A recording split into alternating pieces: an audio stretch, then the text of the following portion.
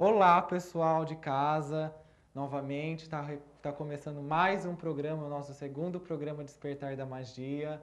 Eu estou super feliz com isso, tá? E hoje nós vamos, como nós fizemos na primeira programação sobre previsões do tarô, eu vou agora explicar sobre o que é o tarô para o pessoal aí em casa. Por que explicar? Eu acho importante explicar para desmistificar. O tarô, até mesmo para o meio esotérico, ele tem muito misticismo envolvido. Então, a proposta da explicação nesse programa sobre o tarô vai ser sobre essa desmistificação. Vamos desmistificar o tarô e devolver ele para o atributo que ele é mesmo, um jogo oracular, tá bom? Então vamos começar aí falando sobre o tarô, tá? Vamos lá. Primeiro vamos entender o que é o tarô. Tem muitas pessoas que me perguntam, Sérgio, o que é o tarô? Eu respondo rapidamente que é um jogo de cartas, sempre constituindo 78 cartas. 78 cartas subdivididas em 22 arcanos maiores, que são esses aqui, que vai do mago até o louco, o mundo e o louco, né? E nós temos os arcanos menores, que são 56, que vão estar divididos em 4 grupos de 14 cartas cada, que são os naipes do baralho que a gente conhece, do baralho comum, que é taças, paus, copas e ouros, que essa é a configuração dos arcanos menores. O tarô, gente, é essa configuração. Ele é um oráculo. Por que é um oráculo? O oráculo, a palavra oráculo, quer dizer uma sabedoria mais profunda que pode dar uma orientação quando a gente coloca uma pergunta para ele. Então, o tarô ele é um oráculo. Ele é um oráculo também porque exige estudo, exige técnica, exige prática. Então, ele é um oráculo por isso. Diferente dos outros oráculos, o tarô, ele é um oráculo de estar e não de ser. Por que estar? Porque, por exemplo, você está precisando tomar uma decisão. Você não é uma decisão. Por exemplo, a astrologia é um oráculo de ser, porque ela vai falar sobre como você é, como você se comporta, o que você pode esperar da sua vida e tudo mais. A numerologia também é um oráculo de ser. Agora, o tarô, o I Ching, as runas, os búzios são oráculos de estar, ou seja, eles dão uma orientação de acordo com como você está. Por exemplo, eu devo comprar um carro? Na astrologia poderia dizer, esse não é um momento de boas compras, mas no tarô diz que sim, pela sua vontade você está determinando que você pode comprar um carro e o tarô está te aconselhando sobre isso. Então por isso que ele é um oráculo de estar, só para vocês entenderem, tá? O tarô, gente, muitos autores, muitos livros que tratam sobre o tarô preferem não falar a origem do tarô porque ela é muito conflituosa. Esse conflito nasce quando o tarô ele começa a ser recolhido pelas escolas esotéricas do século XIX e XX, o início do século XX, que são as escolas da Golden Dawn, são as escolas da Rosa Cruz e tudo mais. São escolas que vão resgatar a sabedoria do tarô. E elas começam a confundir. Aí muitos autores começam a dizer que o tarô é de origem da Atlântida, que ele é de origem egípcia, e que na realidade o tarô não tem essas origens. Tudo isso não tem comprovação na história. Nós temos uma comprovação histórica do tarô, de registros, que datam ao início do... o tarô nasce, na realidade, na Renascença. Lá em 1400 ele vai nascer o tarô. Ele vai nascer com a configuração que ele tem, que a gente conhece, ele nasce com essa pré-configuração. Que configuração é essa? O tarô só ficou conhecido pelos arcanos maiores mesmo. Até então, a gente tem que voltar no tempo. O baralho, gente, que a gente conhece é constituído pelos 4 naipes, correto? Que são os naipes que a gente conhece do baralho comum. Relembrando que é espadas, copas, paus e ouros. Esse baralho ele já veio pronto lá da Arábia, na Ásia, ele traz, porque na China, na Índia, o pessoal já fazia uso de cartas tanto para jogo como para adivinhação. Um monge alemão conhecido como Johannes, por volta do meados de 1300, ele traz esse baralho dessa região, ele leva o baralho para a Península Itálica. A gente deve lembrar que a Itália, nessa época, não era um país como é hoje, mas era uma região de vários povoados, então tinha muitas pessoas, muitas culturas inseridas nele. Então o Johannes traz esse monge alemão Ele traz o baralho e denomina o nome de naipe, que era o nome do baralho como ele era conhecido. Ele traz essas 4 configurações desses 4 naipes. E o que acontece? O pessoal já começou a atribuir coisas místicas da época. Por exemplo, algumas pessoas começaram a... Por exemplo, a carta de copas, ela era relacionada muito para as pessoas na época como o Santo Graal, que Cristo fez a consagração, né, na última ceia e tudo mais. Então era conhecido como isso.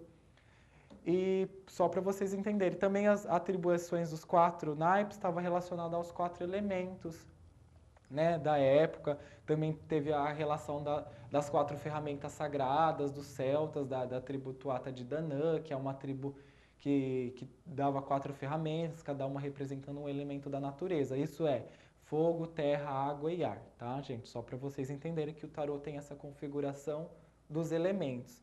Então o baralho fica, né, nessa configuração. Em 1400, então, a família de Visconti Sforza, do Ducado de Milão, uma família muito influente na Itália naquela época, ela pede para eles desenharem um baralho que ia ser presenteado para uma duquesa, que vai ser o baralho Visconti Sforza.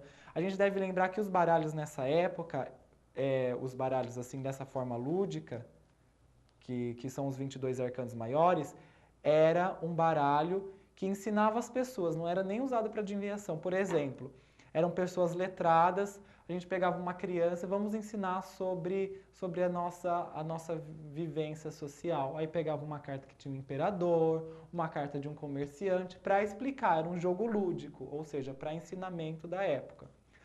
Aí o tarô, se vocês olharem, esse é um tarô de Marseille, existem muitos tipos de tarô, ele traz toda uma configuração medieval mesmo. Tem a carta do diabo, tem a torre, todas com representações arquéticas do que eles vivenciavam naquela época. Por exemplo, as pessoas tinham medo do diabo, elas tinham medo da punição de Deus, do diabo. Por exemplo, a carta da torre representava na mitologia cristã a questão da Torre de Babel, que os homens queriam chegar a Deus e foram fulminados por isso. Então tem toda essa questão no tarô. O tarô ele tem uma linguagem da época mesmo, mas aí tem toda uma reinterpretação atual. Então o tarô nasce em 1400, né, por volta de 1400, na Renascença. A partir disso começa a ter muita atribuição mística esotérica. Mais tarde, lá para 1700 mais ou menos, um cabalista e ocultista começa a fazer associações com o tarô pela cabala. E até mesmo para ensinar as pessoas, ele também jogava cartas e ele usa o tarô mais para adivinhação. O nome dele era Eteila. Ele vai associar, o pessoal começou só a se fixar nos arcanos maiores. Ele vai associar as 22 figuras dos arcanos maiores às 22 letras do alfabeto hebraico. Que também mais tarde o Eliphas Levi vai fazer. O Eliphas Levi era um mago inglês, tá? Desculpa, um mago francês. Na década de 20, que ele, no livro dele, Dogma e Ritual da Alta Magia, ele coloca os ensinamentos do tarô para o princípio esotérico dele. Então esse pessoal começa a fazer associação do tarô e a cabala. Só que na realidade esse pessoal faz essa associação e hoje muitas pessoas pensam que para estudar o tarô, precisa estudar cabala, precisa estudar astrologia, e na realidade não precisa de nada disso, porque o tarô é uma ciência à parte. O tarô deve ser estudado como uma ciência à parte. Então, depois dessa época, começa a ter muita confusão. Aí também entra o Crowley, Aleister Crowley, que era um mago inglês. Ele sim era um mago inglês, tá, gente? Ele vai fazer outras associações com o tarô, tanto que pessoas falam, o tarô do Crowley era o tarô mais forte. Não existe essa de tarô mais forte, todo tarô é igual. O que muda é o desenho dele. O mago vai ser sempre o mago, a papisa vai ser sempre a papisa, o as de paus vai ser sempre o as de paus, só muda o desenho dele, tá bom? E aí nós vamos ter também todas as configurações de desenhos de tarô a partir disso, começa a fazer reinterpretações. Nós temos hoje tarôs tão modernos que você pega uma carta, por exemplo, o mago, por exemplo, do Oshozen Tarô, que a gente tem, que é um baralho de tarô. A carta do mago foge muito dos padrões simbólicos da carta do mago como a gente conhece. Então tem toda essa alteração de simbolismos. sempre para preservar um princípio esotérico de quem cria, tá? E tem tudo isso. Muitas pessoas também afirmam que o tarô veio de origem egípcia. Ele não veio, os egípcios nem sabem o que é tarô, tá? Então é isso, gente. Agora eu gostaria de explicar um pouco, essa foi uma breve, tá? Pincelada sobre a história do tarô, uma breve mesmo. Eu aconselho o pessoal que gosta de estudar a história do tarô, que gosta de estudar a origem das coisas, procurem ler livros sobre. Tem um grande autor aí no meio do estudo do tarô que é muito legal vocês lerem, que é o Ney Naif. Ele publica livros pela editora Nova Era, ele já publicou vários livros interessantes sobre o tarô. Leiam, é muito legal, é uma pessoa muito séria, tá? E para vocês, porque foi uma breve pincelada, é legal vocês buscarem por conta própria também, né? A gente não pode dar tudo assim de mão beijada. A busca do conhecimento tem que partir muito de nós mesmos. Então, continuando agora para a gente entender. O tarô tem a sua configuração própria que corresponde à vida nossa, à nossa vida interior. Por quê? A gente vai começar pelos os arcanos maiores, tá? Essa configuração lógica funciona da seguinte maneira.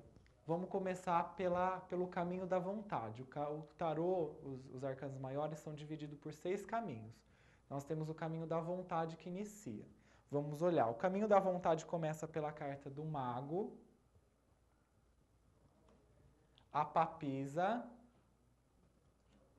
a imperatriz, o imperador e o papa.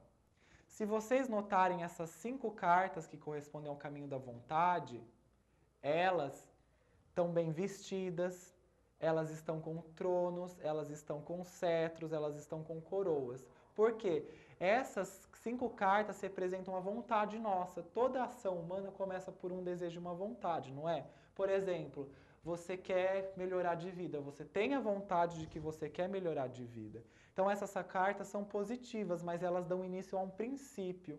Elas também correspondem a um ego. Por que um ego? Porque ela só tem vontade. Ela não tem muita consciência, por exemplo, do que ela é, do que é essa vontade, de onde vem. Então esse é o caminho da vontade. Numa leitura são cartas positivas, mas lembrando que toda carta de tarô, dos arcanos maiores, tem aspectos positivos e negativos, tá bom? E todas elas trabalham em 4 níveis: material, espiritual, emocional e mental, tá legal? Então esse é o caminho da vontade. Vou colocar aqui.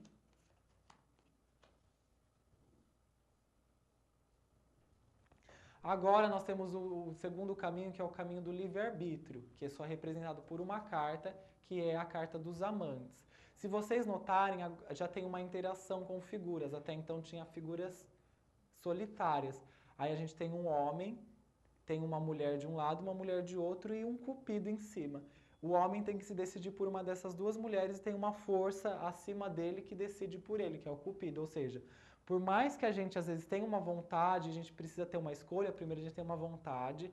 Por exemplo, eu quero comprar um carro.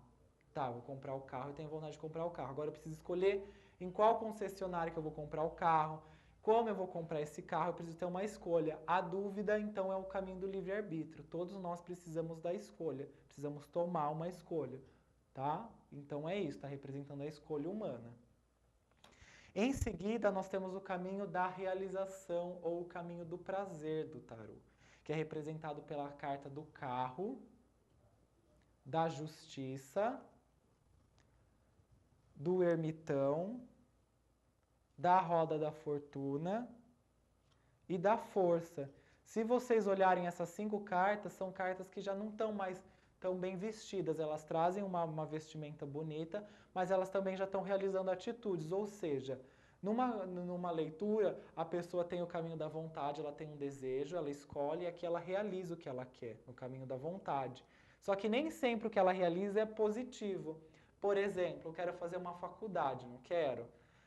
Então, você vai lá, faz a inscrição. Só que o que vem depois da faculdade? Ninguém lembra disso. Vem trabalho, vem estudo, vem dedicação, perda de tempo para se dedicar àquilo. A gente tem que renunciar a sair, a bagunça, qualquer coisa relacionada a isso. Então, ele mostra a realização de algo no caminho da vontade. mas não especificamente que isso vai ser positivo ou negativo. O que vem depois é que vai dizer para nós, tá? Agora, depois do caminho da vontade, nós vamos ter o caminho da dor. Ou seja, às vezes as nossas vontades, escolhas e realizações trazem dores. Por exemplo, às vezes uma pessoa quer muito namorar alguém. Aí namora tudo e depois vê que essa pessoa não é aquilo que ela queria. Ela realizou, mas sempre tem uma dor. A dor vai fazer a pessoa evoluir, aprender com aquilo. Então as cartas do caminho da dor é o enforcado, a morte, a temperança, o diabo e a torre. Se vocês olharem essas cartas, elas têm uma tendência negativa na imagem delas. São cartas mais negativas, elas trazem uma tensão, são cartas de destruição, desintegração, de acomodação. Por quê? Cada carta aqui representa um estágio da dor que a gente vive. Eu gosto, por exemplo, a carta do enforcado representa que a pessoa está acomodada numa situação, mostra que ela não está firme na realidade. Por exemplo, se a pessoa quisesse comprar um carro, né, eu sempre uso esse exemplo do carro, e sai essa carta, não seria legal ela comprar. Mostra que ela talvez não tenha o dinheiro necessário para isso.